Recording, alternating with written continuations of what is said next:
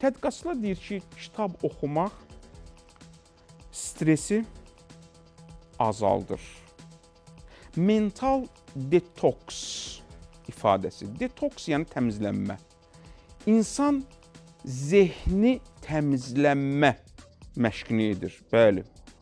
Hətta mən oxudum ki, tədqiqatçılar deyir, gündə 6 dəqiqə kitab oxumaq hətta 68% stresi azaldır.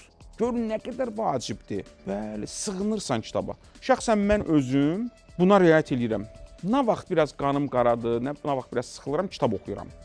Onsuz da kitab oxumaq gündəlik həyat tərzimizdir biz müəllimlərin. Amma xüsusilə sanki kitab bir sığınacaqdır. Niyə? Sizcə niyə?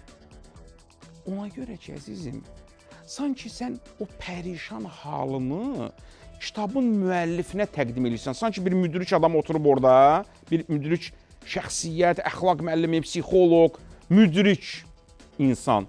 Sən ona özünü təqdim edirsən və o sənin suallarına, narahatlıqlarına o kitabda cavab verir. Elə rahatlaşır adam.